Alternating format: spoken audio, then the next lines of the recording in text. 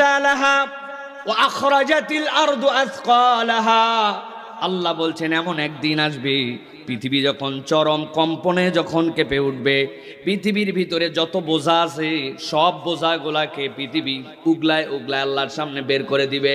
ভালো করে বোঝেন, আল্লাহর সামনে যখন উগলায় পৃথিবী বের করে দিবে তখন এরকম কোনো সুযোগ নাই যে আমি আল্লাহরে বেশি মানছি জন্য আমারে বের করবে আর কম মানছি জন্য জমিন বাদ দিয়ে দিবে। আল্লাহ বলছেন এরকম হবে না, বরং পৃথিবীর সব কিছুকে আল্লাহর সামনে উগলায় বের করে দিবে।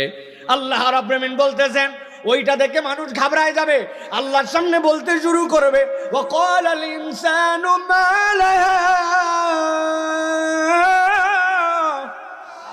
আয় রব্বুল আলামিন আজকে কি হয়ে গেল আমাদের?